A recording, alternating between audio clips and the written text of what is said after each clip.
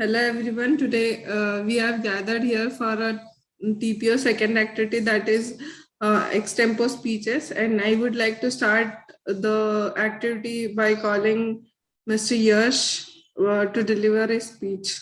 Thank you. Hello everyone, my name is Yash Dhanrabe. So my topic is work from home pros and cons.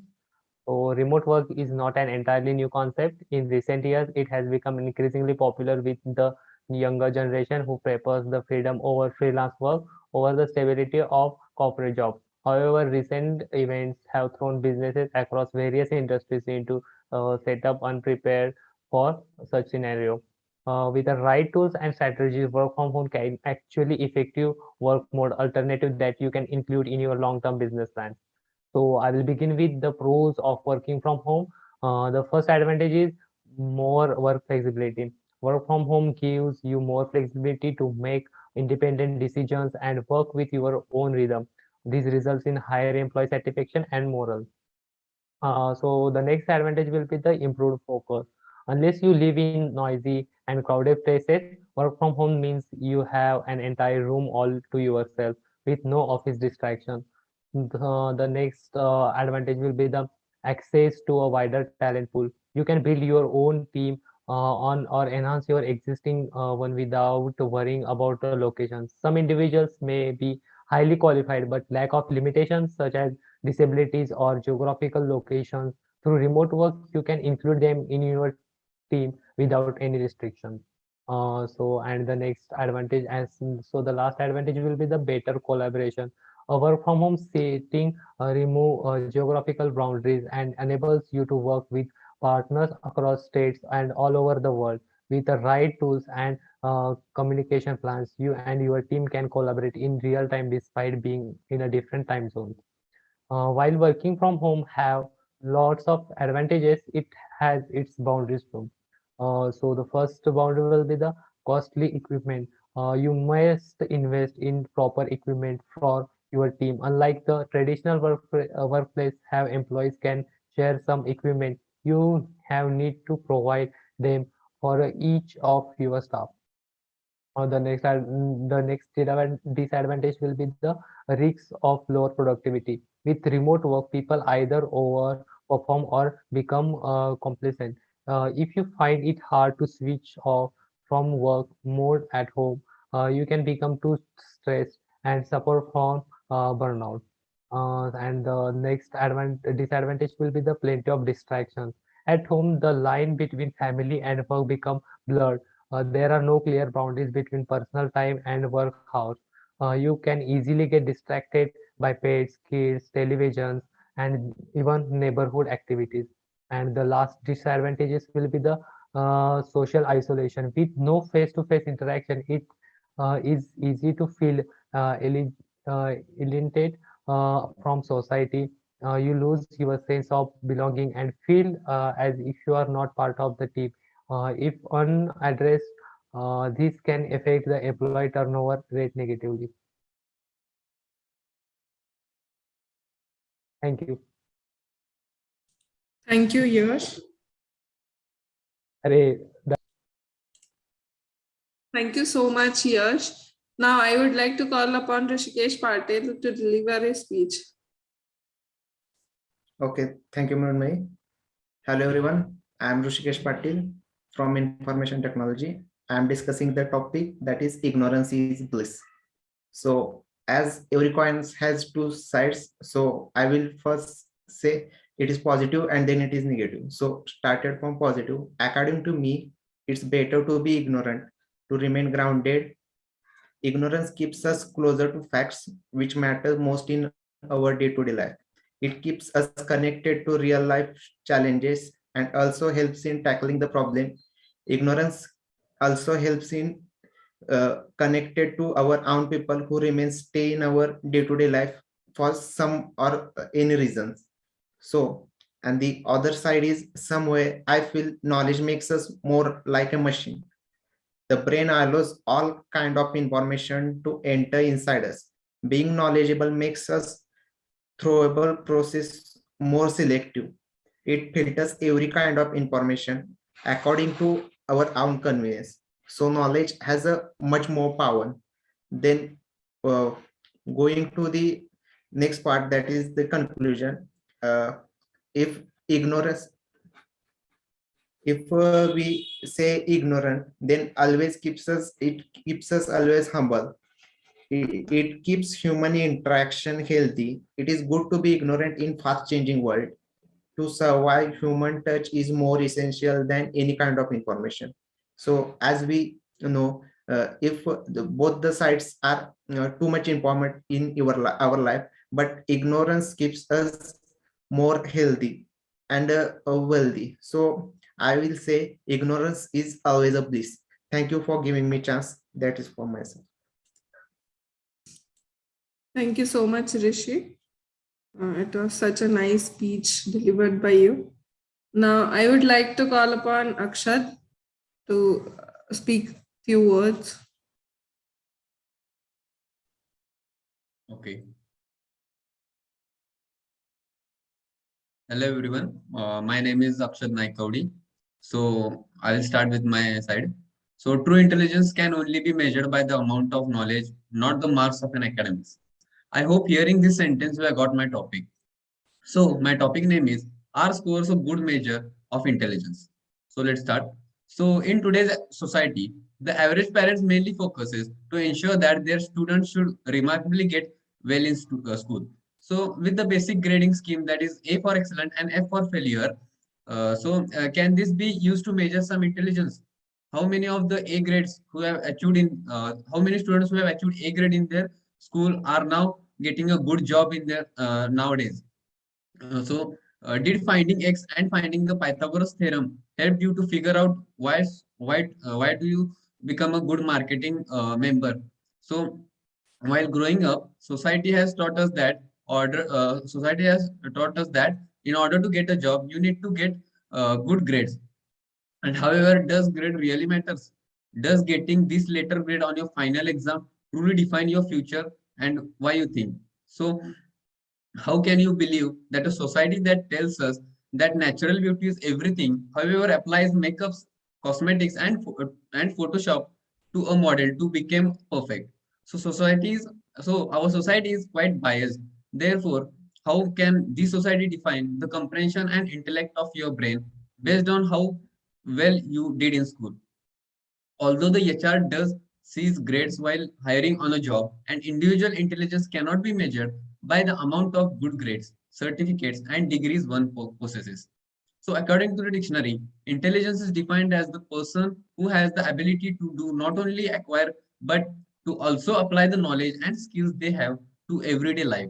Graded exams do not test our intelligence, however, they only test our ability to memorize and shows our work ethics and determination. Students do not usually apply anything they learn from school in real life unless they plan to work in that field. So now I will be telling some of the reasons so why grades are not do not define your intelligence. So from that first is grades don't necessarily reflect your abilities. So what does this point says? You might know that the lesson covered in class, but still the unable to translate that into performance once it's up to for the grade. Your mental and emotional states are powerful factors for this. Second one is grades are less important than comprehension. If you study to memorize material for a test, well, congrats, you have learned you have taken the test. This doesn't mean you have learned the material thoroughly. A lot of a lot of what you will find on a typical written test is based on the memorization. That's why grades aren't quite effective at measuring comprehension. You need to be engaged and challenged to solve problems in new ways. Third is you can't always quantify your strengths. So as humans, we are a lot more than just members on a page. So each of us has an incredible variety of different strengths and talents, and the abilities typically measured by grades only cover a set range of them. Intelligence is just one of the countless variables that will impact your grades. There are different kinds of intelligence. Imagine you have three people. The first one is physicist, second one is expert historian, and the master artist. So each one is brilliant in their own field. But if you measure them according to the skill sets of the other two, then they might look unremarkable when you grade their papers. So your passion matters more. So intelligence refers to one's ability to learn, understand, and apply knowledges and skills. But it doesn't count for much if you don't have the drive to do any of those things. If you are studying something you don't care about, you are not likely to invest much energy in trying to comprehend it. Intelligence can still change. You have probably heard that your intelligence won't be ever changed, that your thought capacity will remain largely the same throughout the life. But it has been told by experts believe that there is a good chance it can be changed over the time. So at last, I would like to say that grades are not important are important to some extent, but having practical knowledge is more important than grades. Here I conclude my short words on are scores a good measure of intelligence by sharing a thought. If you judge a fish by its ability to climb a tree, it will live its whole life believing that it is stupid. Thank you for giving me opportunity to speak on this topic. Thank you very much. Yes, Akshad, the question that are the scores are the good measures of intelligence is like, I feel it's totally cleared now in my mind. Like, yeah, I mean, at some point,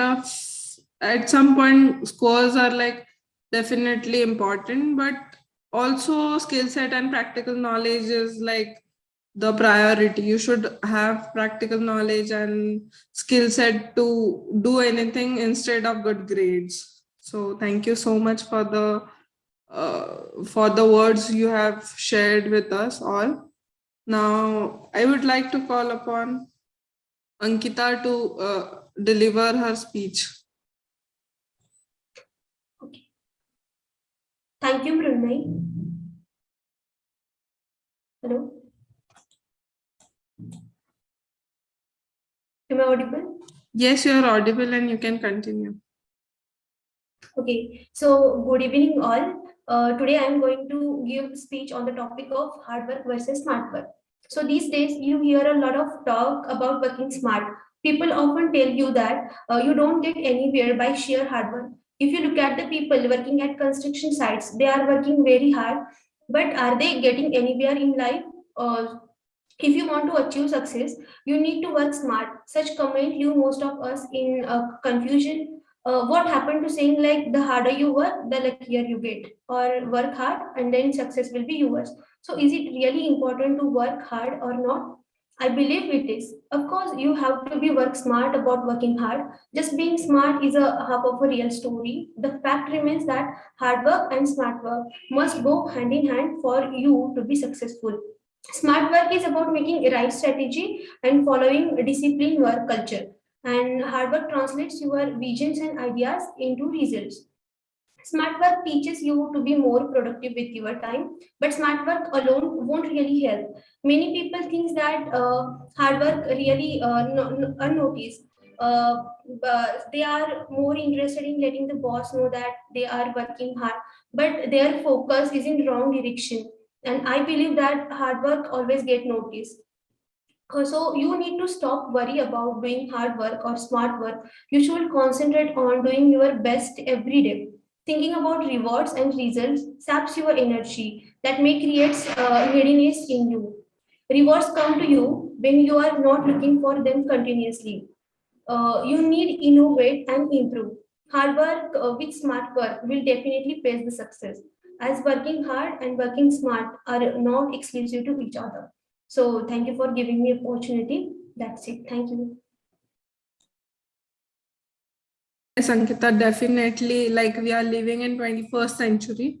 So hardworking along with the smart work will, it's like worth it at any point of time. So thank you very much. I would like to call upon Hajra to share her views on the topic. Thank you. Okay. Hello everyone. My name is Hajra Vaikar and today I am going to talk on IT boon or ban. So according to me, IT is boon for us as soon as it is our slave, but it becomes ban when we let it become master.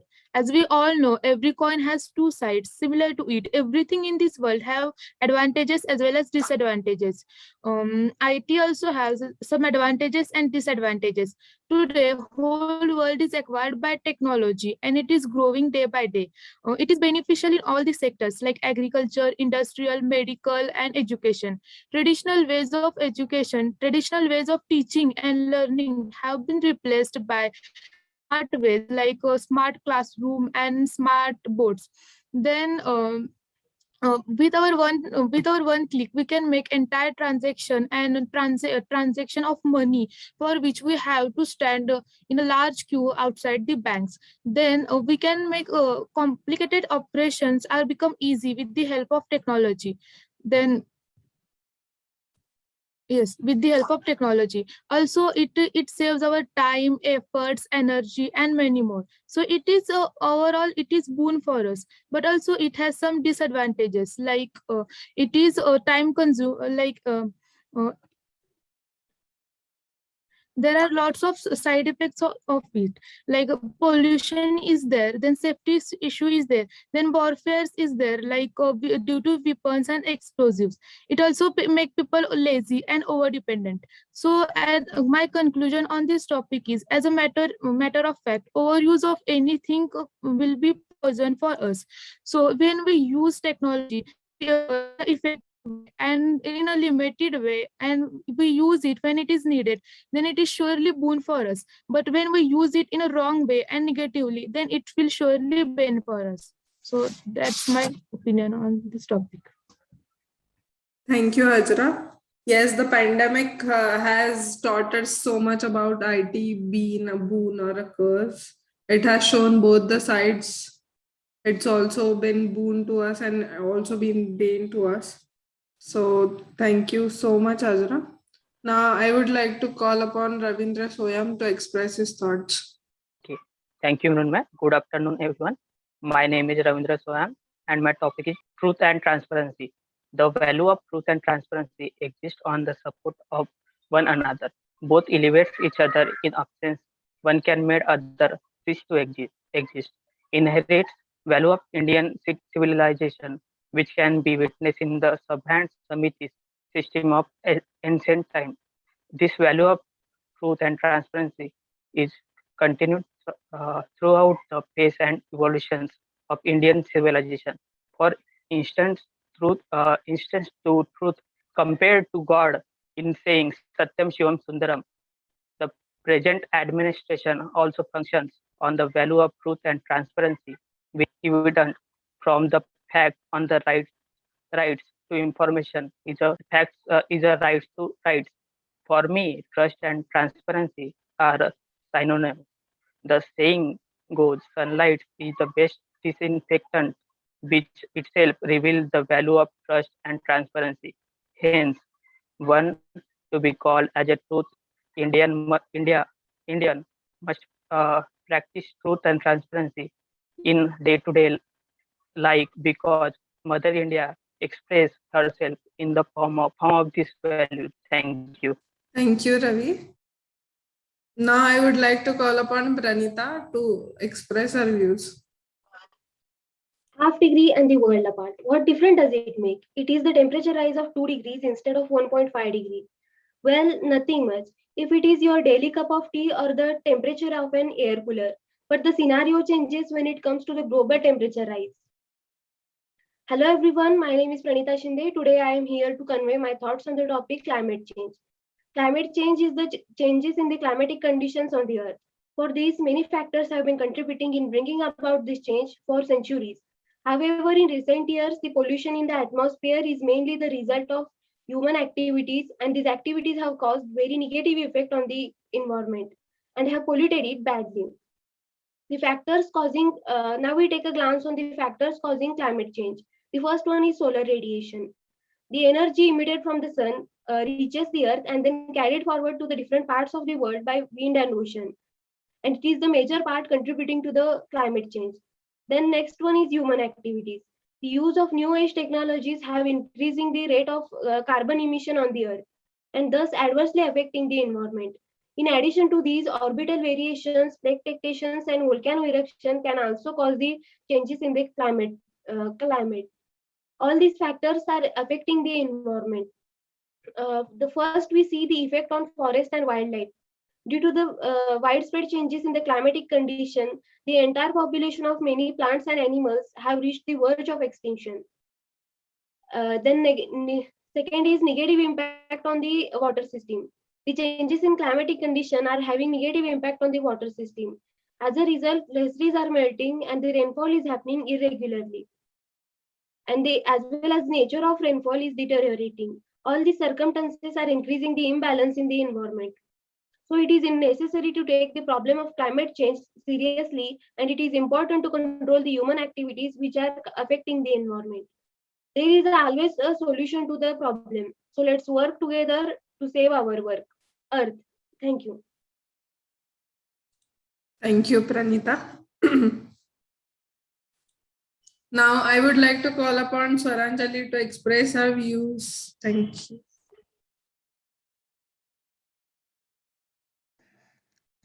Good afternoon. My name is Swaranjali Yadav. I am here to convey my perspective on the topic online education. Education is an important part of our life and makes a door to bright future. In the changing era where everything is going digital today, the field of education is also not behind the matter. The pandemic like coronavirus has affected almost all areas of human life, including education. Therefore, the educational institutes come up with the decision to work with online platform for to resume the studies and to continue with the flow. Some of the major benefits of online classes are it being less time consuming and cost efficient, and the fact online classes can be attended from any place without need to step outside the house. Online classes, however, are just like double-edged words. Although it has numerous edges over the traditional way of teaching, yet it has equal amount of drawbacks too. A major population of India reside in rural or remote areas where network connections are very poor and not available at all. Many don't even have the basic necessities required for attending live session. Such students are left behind and they find it extremely difficult to cope up with the rest of the class because of being educationally and economically backward in technology.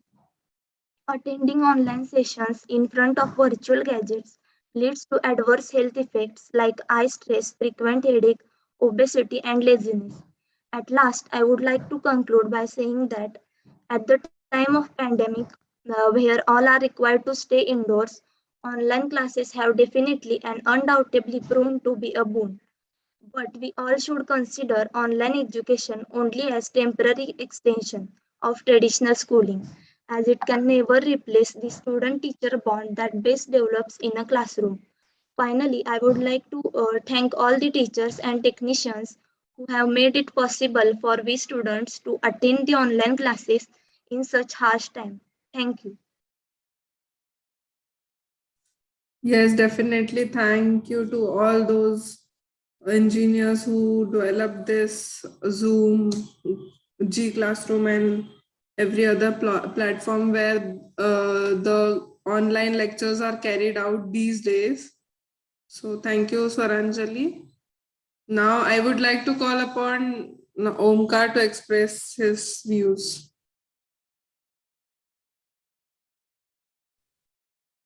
Uh, Good afternoon, everyone. My name is Onka Patil. Today, I am going to talk about impact of COVID-19 on Indian economy.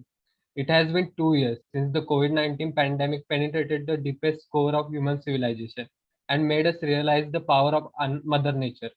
The outbreak of coronavirus that has begun in December 2019 has drastically affected the whole world and continues to adversely impact lives, livelihood, and economy.